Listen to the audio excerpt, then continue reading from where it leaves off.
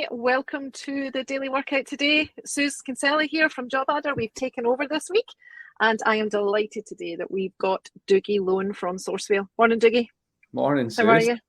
I'm good. Thanks very much for having me. It's funny that this is called the Daily Workout. I feel like I've had a workout already. I think I was saying to you before, I've been frantically trying to turn the water off in my house for the last 20 minutes because I've ended up with a massive leak in my kitchen. But hopefully this next 15 minutes is going to be much more positive than the current pipe work that's taking place in my kitchen downstairs. Oh, hopefully. At least it's Tuesday, not Monday. That's the key thing. Exactly. So today, Dougie is going to just take us through a bit about recruitment engagement platforms and why they're the must-have for your ATS moving forward. So, Dougie, I'm just going to let you natter away, I think.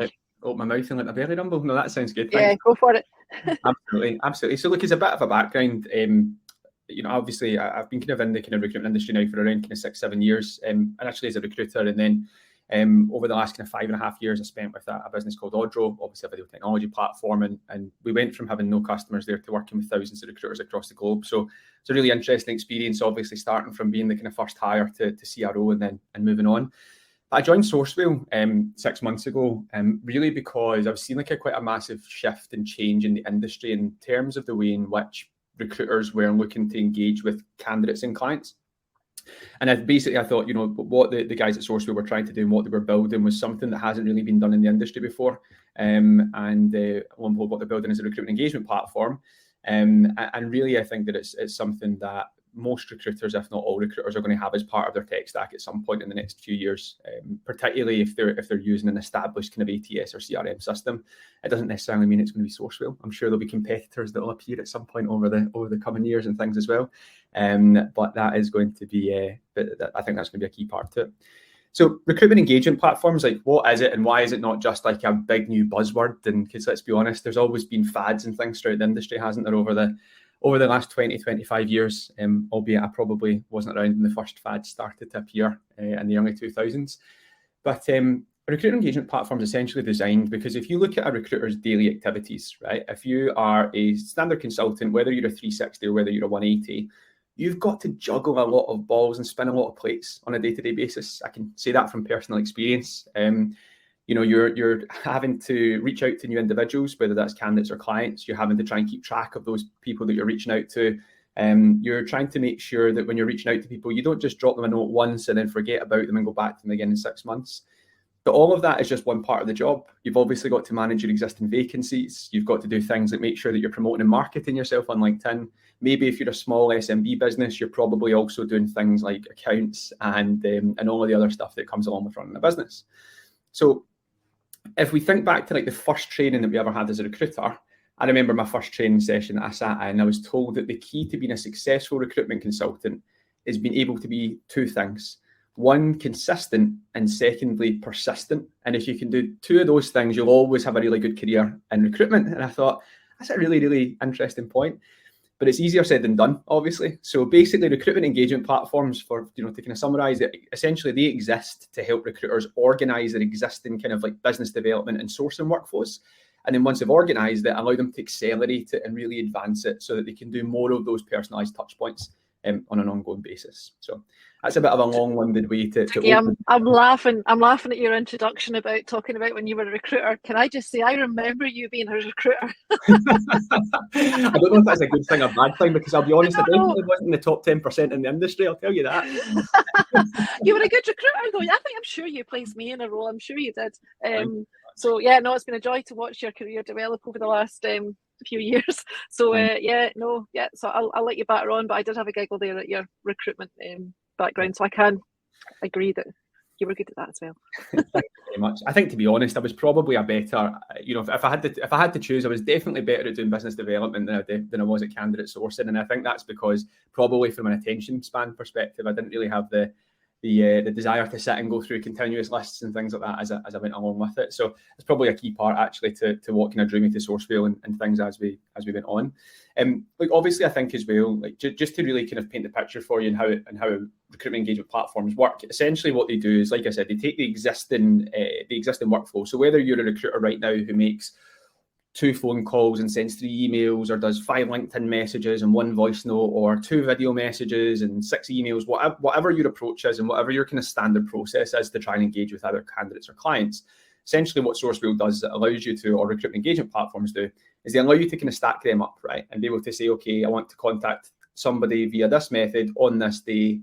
And, you know, if nothing happens, remind me in a couple of days to do this. And then remind me in a couple of days to do this. So really, it's like your kind of personal assistant, right? So that's the way in which it works. But, you know, obviously with any kind of new technology coming into an industry or any new technology coming into a market, there's always going to be hesitance, right? There's always going to be people that are like, well, you know, I've done fine without a recruitment engagement platform for the last 20 years. Why do I need one now? And, you know, one of the main kind of hesitancies that we find when people are exploring it, and it's maybe something if you start researching it post this call that you maybe feel yourself, is there's often this kind of worry around things like automation. I feel like automation has actually become a bit of a dirty word in the industry over the last kind of couple of years. And I think it's like anything, like obviously automation done poorly is always going to not generate the best results.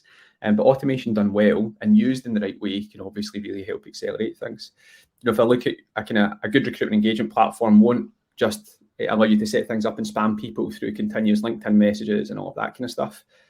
What automation should be used for, if you're going to use it within your business, whether that's on a platform, a recruitment engagement platform, or anything through your CRM or ATS, whatever it might be, should really be looking about how automation can empower the human, if that makes sense, to make the contact and empower the human to do things on a personalized level.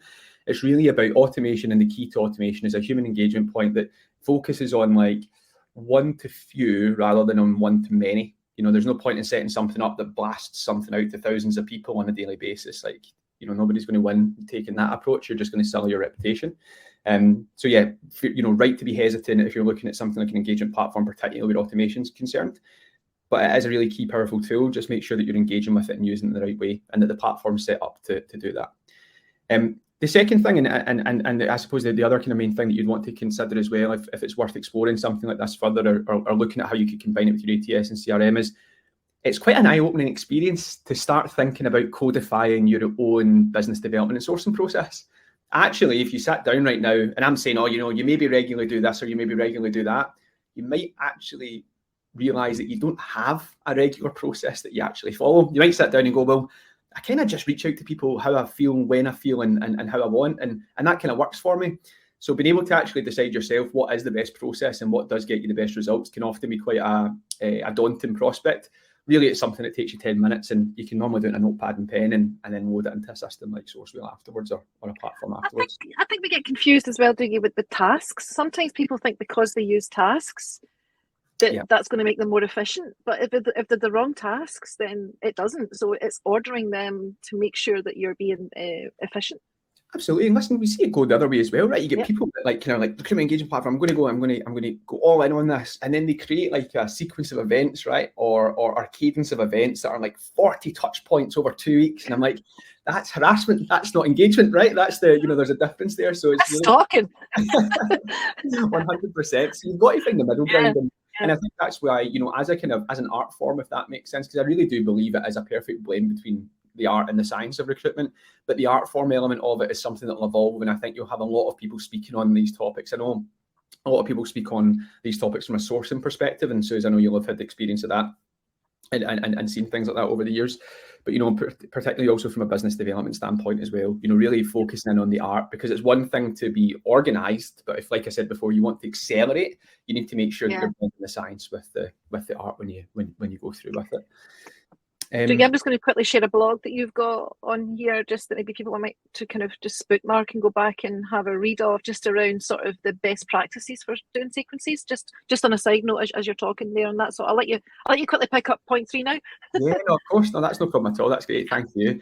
You know, I think one of the things that people often ask about when they're looking at a recruitment engagement platform is like, okay, it can help me get organized, it can help me do things more consistently, more persistently, it can help me accelerate my results and all of that kind of stuff. But what does it actually do for me as a business? I think like if I'm a recruitment agency owner and I'm looking at my current CRM or ATS system, and, you know, we work really closely with you guys at JobAdder in terms of the integration that we have, and how can I get more out of that?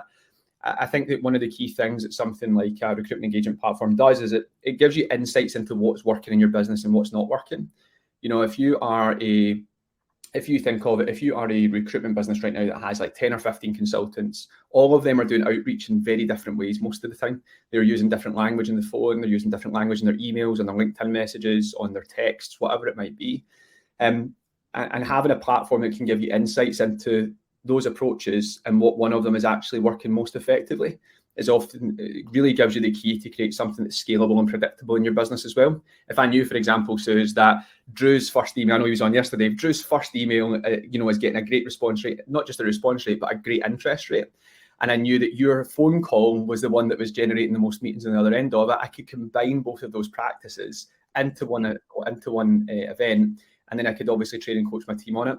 And when you apply something like that approach, when you have the perfect approach with a CRM like JobAdder, where I have that information already in my database or candidates, clients, that type of thing, really what it does is it allows you to engage and really make most effective use of that data and that information and engage with those individuals in a way that they've probably not experienced before. No one's asking you to reinvent the world. They're just saying to you, if you've got people in your business, take the best bits of everything and combine them into something really, really powerful. What I love about this, it's a bit like ABM on steroids for recruitment, isn't it? Absolutely, honestly, and that's the thing as well. Like, and often, by the way, people ask us what's the difference, and really for me, it's the one to many versus the one to few. You've kind of got that slightly different. ABM is obviously much more targeted, but if you kind of take that marketing side of it, absolutely there is a place for that kind of one to many. The kind of the content, the blog updates, the events, all of that kind of stuff. But really, when you're engaging with someone, a recruitment engagement platform is not there to allow you to send the same message to 100 people. It's there to allow you to send more personalized content to individuals, but just making sure that you do it on a regular basis. That's all it is. So it's not about creating a sequence and saying go and don't talk to me again. Yep. It's really about making sure you come through. So, Doug, I noticed there's a question here. It says, what kind of email content are you finding most effective these days? Is there any particular thing that you're... Yeah, good question. So if you were going to go for written email content, I think the two things that I hammer home quite a lot based on the data, and I'll share a couple of data points with you in a second, is making that being personalised in your email isn't enough anymore. You can't just say, hey, Suze, I'm getting in touch with you because I saw you went to X university or you had X role previously and you've been doing it for Y number of years. Gone are the days that, that impresses me because you must have written that as a human, it gets me. You need to combine personalisation with relevance. So it might be enough to kind of hook me in at the start and say things like that, but what is the purpose of the message and how can you make sure that the following text is relevant to the individual you're trying to contact? I've seen people go overkill with personalisation where they can tell you where you ate dinner for the last 7 nights, but that's not going to be more likely to, that's not going to be more likely to engage with you. No, not at all. Do you know, somebody sent me a message once with just a title saying tomatoes. And I thought, what on earth is this person sending me? And basically, it was an introduction to a sales platform. And I realised they'd gone through every picture on my Twitter account from 2 years ago and found a picture of, during lockdown, I had grown tomatoes on my window ledge. And that's basically what he referred to, a picture from 2 years ago on my Twitter account. I was freaked. I thought, oh my God, how many pictures? I'm like, delete. So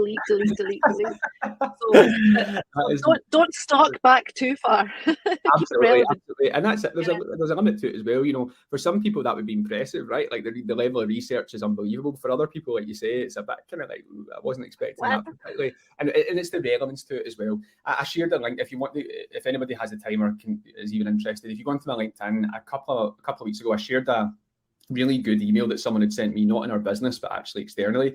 And I kind of broke down that email in terms of what it was that made it so effective and why it was so powerful. So like in terms of making sure that the personalization was there, but it was also relevant to what they wanted to speak about.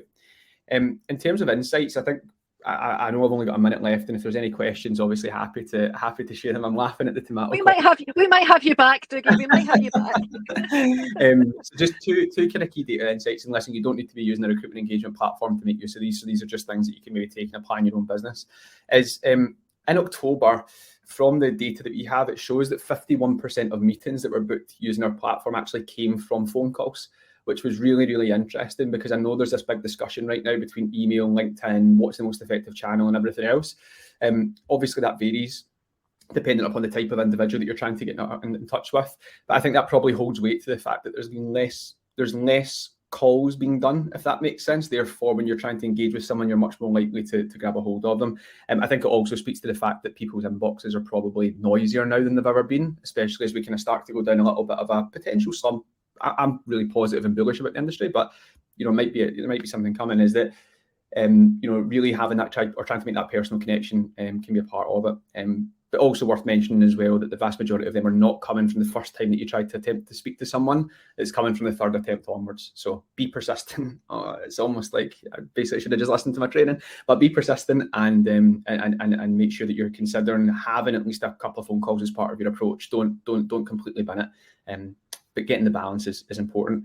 And then the final thing is really just about candidate sourcing, because I think engaging with candidates is still an important thing.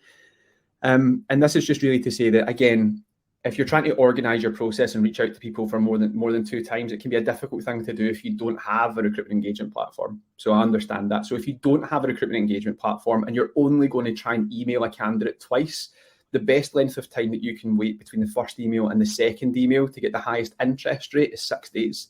So if you email a candidate today and you've only got, and you can only manually remind yourself to email them again once, make that gap 6 days time and make sure that the content of the email that you're reaching out to them is relevant and gives them another relevant reason why you want to speak to them personally. Not a, hey, did you see my last email? But hey, listen, I'm following up again because I was really keen to speak to you, not just for what I mentioned previously, but also for these reasons too.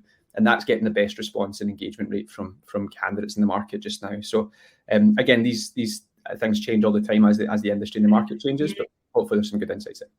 We've just done a recruiting gym bootcamp with Angela at JobAdder. So we run a 4-week course of 30 minutes, and the first one was all around, reaching passive candidates that nobody else has. And Angela sort of took people through, setting the scene. So when you do actually go and make that phone call, you've covered all the key points. So you're not going to get that instant go away. You've got the why, you've got the how, you've got the reason to call, etc. So it's interesting you're saying that as well around the email comms too. So fantastic. Talking about the recruitment bootcamp, we've got session 2 coming up. It's all around sourcing. So I think Hugo popped in the link on the chat as well. So get signing up for that. It's free. It's run by Angela and the team at Recruitment Gym. I think it's Catherine we've got next week. So Dookie, we'll have to get you back for a good natter, I think. Thank you for putting up a terrible Scottish accent for 17 minutes. I really appreciate it. See 2 Scottish people, don't we? We should go to the pub the next time and just get a pint, and then we'll just do it live from the bar for Angela instead. Respect always anyway, isn't it? Exactly. Thanks everyone, and we'll see you tomorrow. Thanks Vicky. Cheers. Bye.